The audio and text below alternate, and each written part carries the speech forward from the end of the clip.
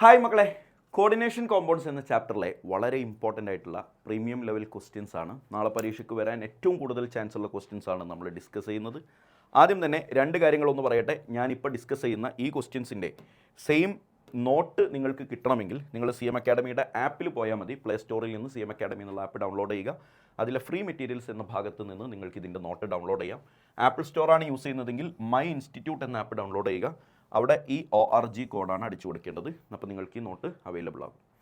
ഇനി CM അക്കാഡമിയുടെ NEET JEE പ്രോഗ്രാമിനെ കുറിച്ച് രണ്ട് വാക്ക്. നിങ്ങൾ +2 കഴിഞ്ഞിട്ട് നീറ്റിനോ JEEക്കോ റിപ്പീറ്റ് ചെയ്യാൻ താല്പര്യപ്പെടുന്നവരാണെങ്കിൽ നിങ്ങൾക്ക് കേരളത്തിലെ ഏറ്റവും ബെസ്റ്റ് ക്ലാസ് CM അക്കാഡമിയിൽ അവൈലബിൾ ആണ്. ക്ലാസ്സൊക്കെ എല്ലാവരും നല്ലപോലെ കൊടുക്കും. പിന്നെ ആ ക്ലാസ്സിൻ്റെ കൂടെയുള്ള എക്സാംസ്, റിവിഷന് എല്ലാം പ്രോപ്പറായിട്ട് നടത്തുമ്പോഴാണ് ഒരു കുട്ടിക്ക് 100% റിസൾട്ടിലേക്ക് എത്താൻ പറ്റുക. അങ്ങനെ നിങ്ങളെ കൈപിടിച്ചുയർത്താനും നിങ്ങൾക്ക് എത്താൻ പറ്റുന്നതിലെ മാക്സിമത്തിലേക്ക് എത്തിക്കാൻ ഞങ്ങൾക്ക് സാധിക്കും. നേരത്തെ കുട്ടി അഡ്മിഷൻ ബുക്ക് ചെയ്തു വെച്ചാൽ നിങ്ങൾക്ക് പെട്ടെന്ന് തന്നെ അഡ്മിഷൻ കൺഫേം ചെയ്തു വെക്കാം. 210 വിദ്യാർത്ഥികൾക്ക് മാത്രമാണ് അടുത്ത അക്കാഡമിക് ഇയറിലേക്ക് അഡ്മിഷൻ ഉള്ളത്. 5000 വെച്ച് സീറ്റ് ബുക്ക് ചെയ്യാം. ഈ നമ്പറിൽ കോൺടാക്ട് ചെയ്താൽ മതി. കുറച്ച് ക്വസ്റ്റ്യൻസ് വേഗം ചെയ്തു നോക്കാം. Chromium NH3 4 times Cl2Br is A coordination compound. വലിയൊരു അറിവാണ്.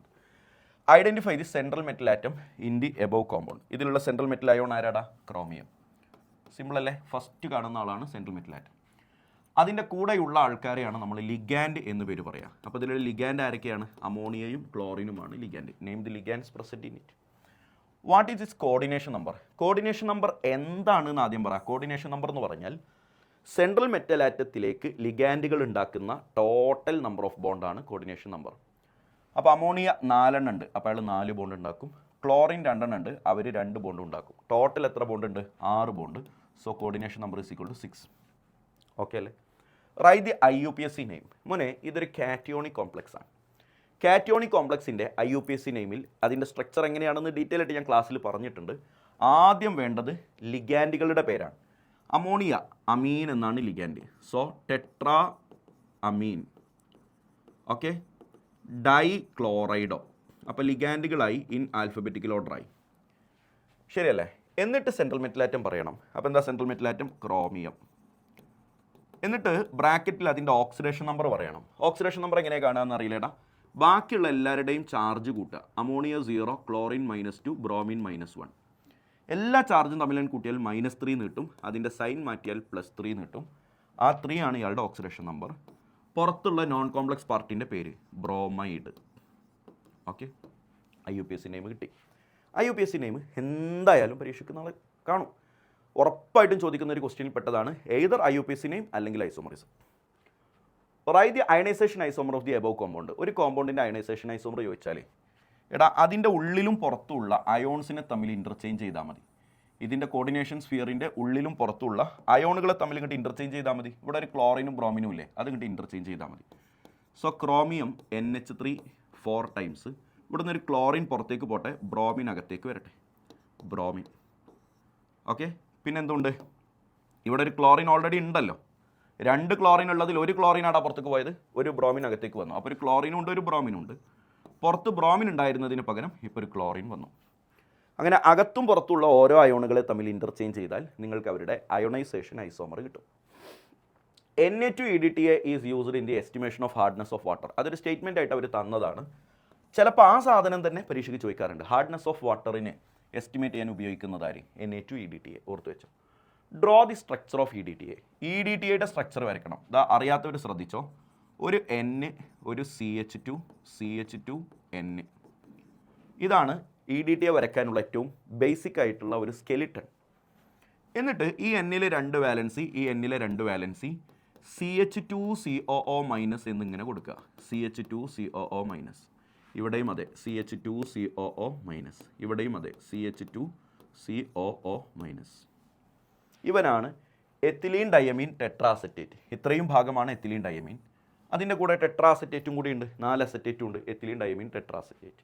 What is its denticity? Ethylene diamine ടെട്രാസെറ്റേറ്റിന് എത്ര ബോണ്ട് ഉണ്ടാക്കാൻ പറ്റും? അതാണ് ഡെൻസിറ്റി. 6 ബോണ്ട് ഉണ്ടാക്കാൻ പറ്റും. അതുകൊണ്ട് ഇവർ ഹെക്സാഡെൻഡേറ്റ് ആണ്. What are the donor atoms in it? 6 bond ഉണ്ടാക്കാൻ പറ്റുമെങ്കിൽ അത് ആരൊക്കെയാണ്? എടാ, നെഗറ്റീവ് ചാർജുള്ള എല്ലാ ഓക്സിജനും ഡോണർ ആറ്റമാണ്. നെഗറ്റീവ് ചാർജുള്ള എല്ലാ ഓക്സിജനും ഡോണർ ആറ്റമാണ്. അപ്പോൾ തന്നെ 4 എണ്ണമായി.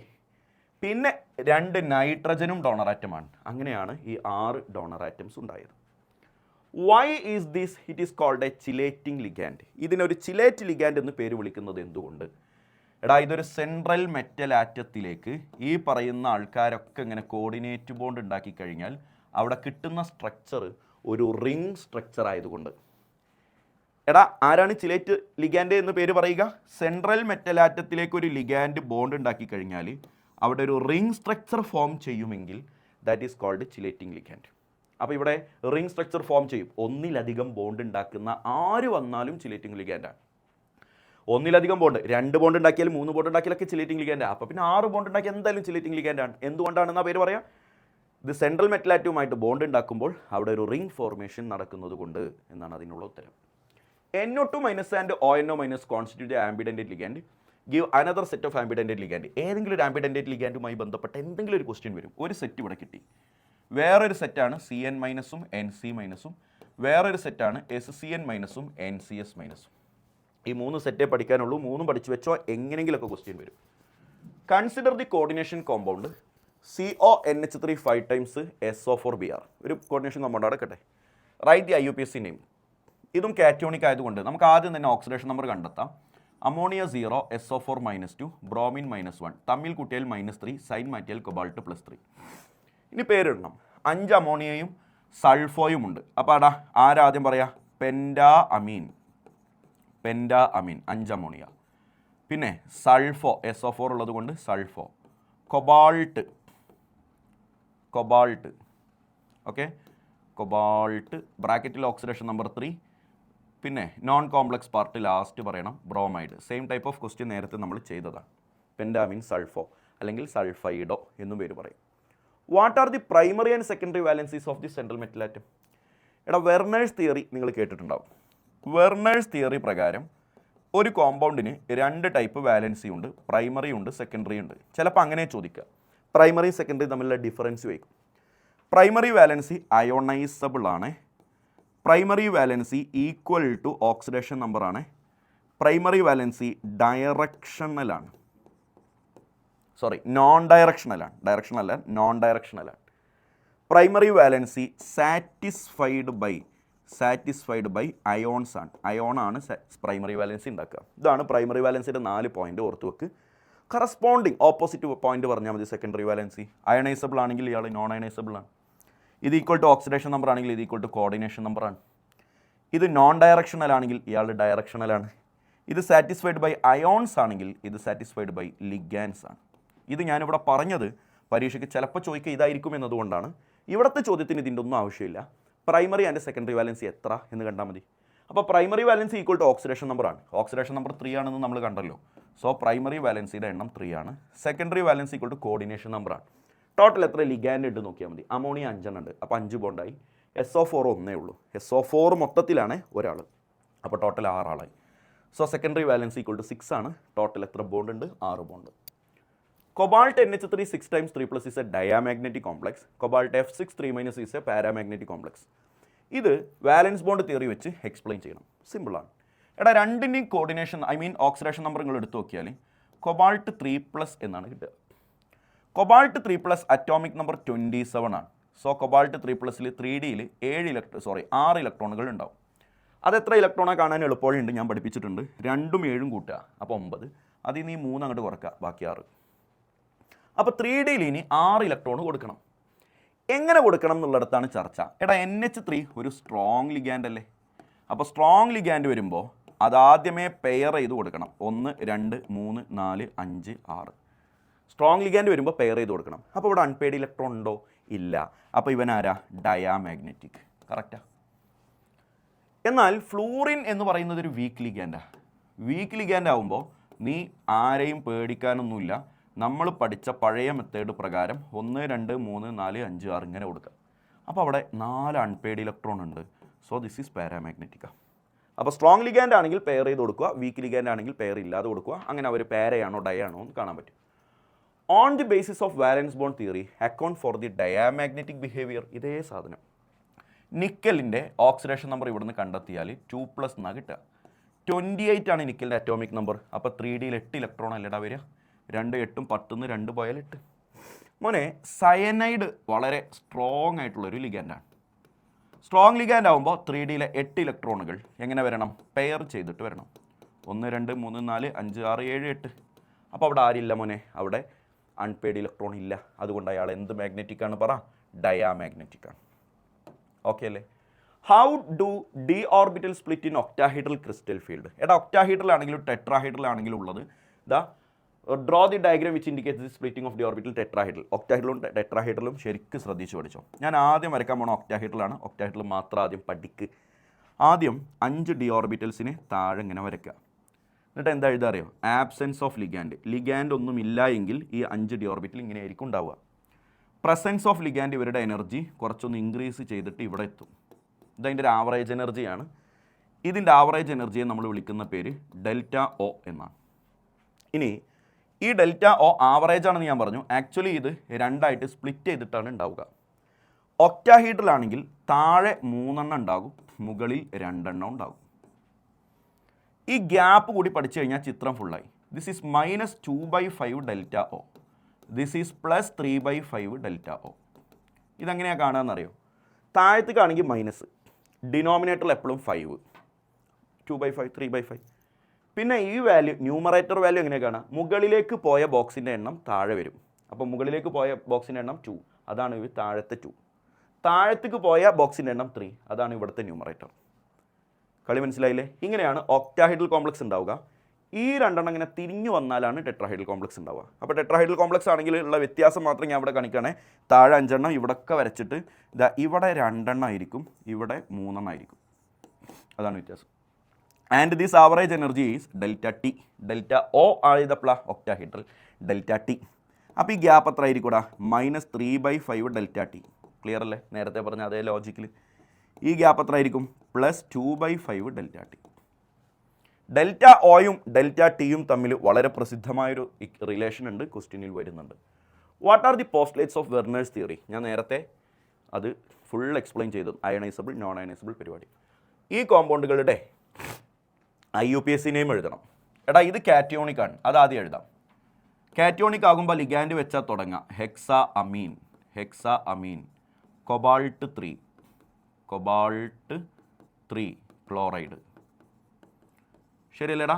അതിൽ അമോണിയയുടെ ചാർജ് 0 ആണെന്നും ക്ലോറിൻ്റെ ചാർജ് -3 ആണെന്നൊക്കെ എൻ്റെ മനസ്സിലൂടെ പോയതുകൊണ്ടാണ് കൊബാൾട്ടിൻ്റെ ഓക്സിഡേഷൻ സ്റ്റേറ്റ് +3 ആണെന്ന് എനിക്ക് പെട്ടെന്ന് മനസ്സിലായത്. പിന്നെ ശ്രദ്ധിക്കാനുള്ളൊരു കാര്യം, നോൺ കോംപ്ലക്സ് പാർട്ടിൻ്റെ എണ്ണം പറയാൻ പാടില്ല. ക്ലോറൈഡ് അത്ര പറഞ്ഞാൽ മതി, ട്രൈ ക്ലോറൈഡ് എന്ന് പറയണ്ട. ഇയാൾ ആനിയോണിക് കോംപ്ലക്സാണ്. അപ്പോൾ ആദ്യം ലിഗാൻഡ് അല്ല പറയാം, ആദ്യം നോൺ കോംപ്ലക്സ് പാർട്ടാണ് പറയാം. നമുക്ക് വഴിയിൽ വെച്ച് ഇവരുടെ ഓക്സിഡേഷൻ സ്റ്റേറ്റ് ആവശ്യം വരും. ആദ്യം കണ്ടെത്താം. പൊട്ടാസ്യം +3, 3 പൊട്ടാസ്യം ഉള്ളതുകൊണ്ട് സൈനൈഡ് -6, തമ്മിൽ കൂട്ടിയാൽ -3, സൈൻ മാറ്റിയാൽ Fe ചാർജ് ഇവിടെ +3 എന്ന് വരും. അവിടെ നോട്ടെ. അപ്പോൾ സ്റ്റാർട്ട് ചെയ്യുമ്പോൾ ആദ്യം നോൺ കോംപ്ലക്സ് പാർട്ട് വെച്ച് പറയണം, പൊട്ടാസ്യം. എന്നിട്ട് ലിഗാൻഡ് പറയണം, ഹെക്സാ സയാനോ.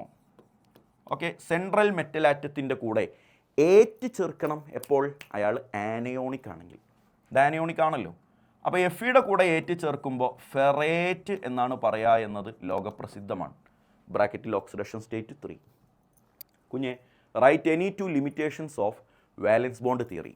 വാലൻസ് ബോണ്ട് തിയറിയുടെ 2 ലിമിറ്റേഷൻ പറ.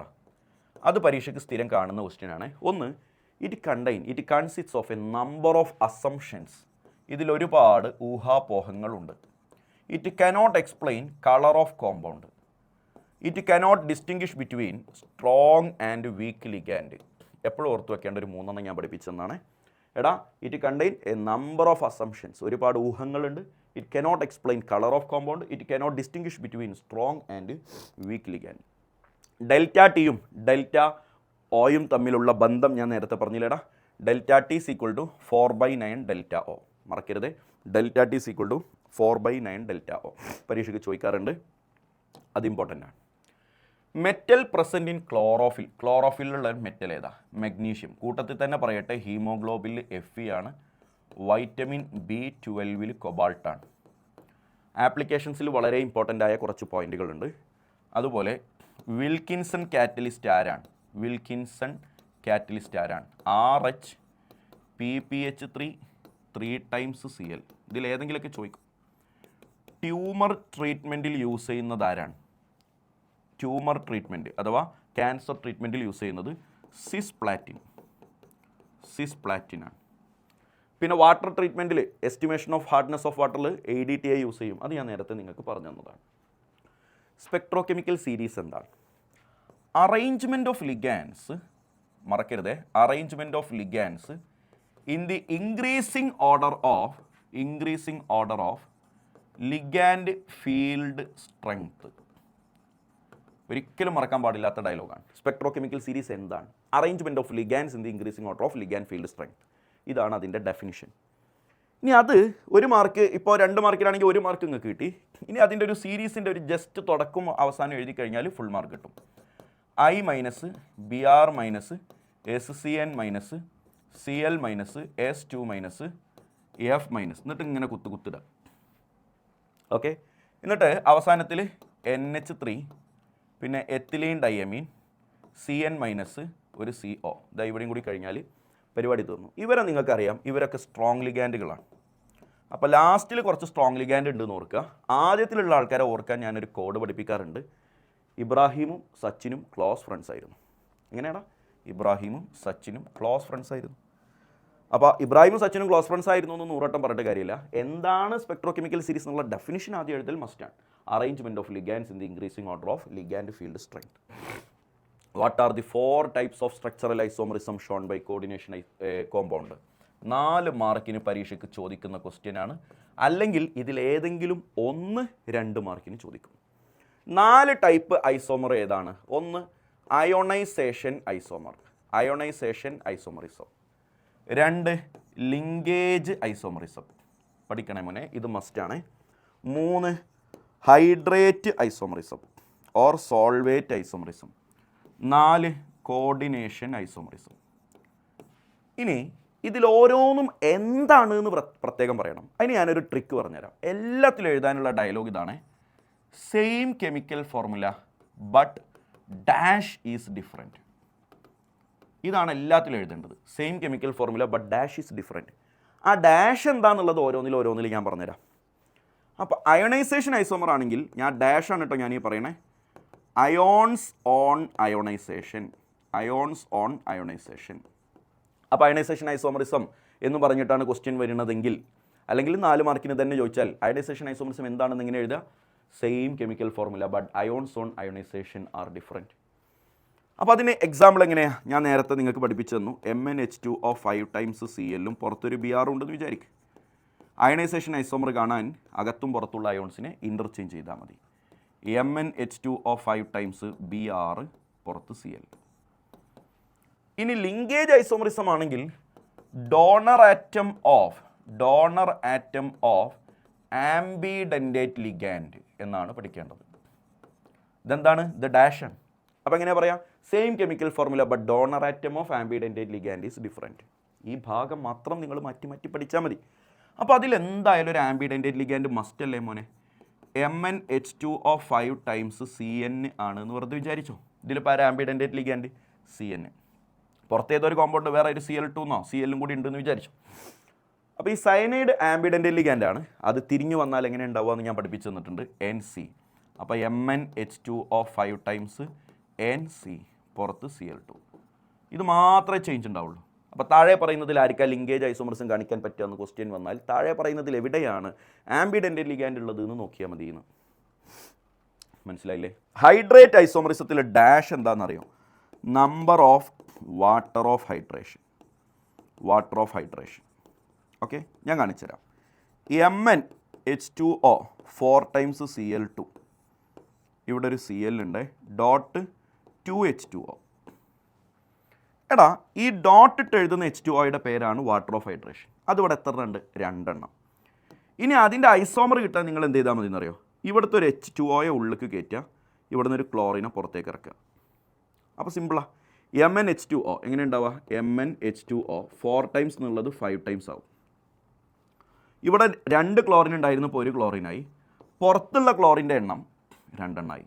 ഡോട്ട് 2H2O എന്നുള്ളത് 1H2O ആയി. അപ്പോൾ ഇവിടെ എന്ത് വ്യത്യാസം വന്നു? ഇവിടുത്തെ വാട്ടർ ഓഫ് ഹൈഡ്രേഷൻ്റെ എണ്ണം 2, ഇവിടുത്തെ വാട്ടർ ഓഫ് ഹൈഡ്രേഷൻ്റെ എണ്ണം 1. Number of water of hydration different ആയി. കോർഡിനേഷൻ ഐസോമറിസത്തിലെ ഡാഷ് കോർഡിനേഷൻ സ്ഫിയർ എന്നാണ്. അപ്പോൾ same chemical formula but coordination sphere is different. ഈ കോർഡിനേഷൻ ഐസോമറിസം കാണിക്കണമെങ്കിൽ ആദ്യത്തെ ആള് അഥവാ കാറ്റയോണിക് പാർട്ടും ആനയോണിക് പാർട്ടും എന്തായിരിക്കണം? കോംപ്ലക്സ് ആയിരിക്കണം. ഇങ്ങനെ നിങ്ങൾ കണ്ടിട്ടുണ്ടാവും. ഇപ്പോൾ chromium NH3 6 times, cobalt CN 6 times, ഇത് രണ്ടും കൂടിയിട്ടാണ് ഒറ്റ കോമ്പൗണ്ട്. അപ്പോൾ രണ്ട് ഭാഗവും കോംപ്ലക്സ് ആണെങ്കിലാണ് കോർഡിനേഷൻ ഐസോമർസും കാണിക്കാൻ പറ്റുക. അപ്പോൾ താഴെ പറയുന്നില്ല ആർക്കാ കോർഡിനേഷൻ ഐസോമർസും കാണിക്കാൻ പറ്റുക എന്നുള്ള ടൈപ്പ് ഓഫ് ക്വസ്റ്റ്യൻ ഭയങ്കര സിമ്പിളാണ്. ഇതിൻ്റെ ഐസോമർ കാണാൻ സെൻട്രൽ മെറ്റൽ ആറ്റങ്ങളെ തമ്മിൽ ഇൻ്റർചേഞ്ച് ചെയ്താൽ മതി. അപ്പോൾ ഇയാളുടെ സെൻട്രൽ മെറ്റൽ ആറ്റം ക്രോമിയം ഉള്ളിടത്ത് കൊബാൾട്ട് വരും. കൊബാൾട്ട് NH3 6 ടൈംസ് ആകും, അപ്പുറത്ത് ക്രോമിയം CN 6 ടൈംസ് ആകും. ബസ് 4 ടൈപ്പ് ഐസോമറിസം പരീക്ഷയ്ക്ക് ഏതെങ്കിലും ഒന്ന് പരീക്ഷയ്ക്ക് ഉറപ്പായും ചോദിക്കും. അപ്പോൾ ഇനി അടുത്ത ചാപ്റ്ററുമായിട്ട് വീണ്ടും കാണാം. Thank you.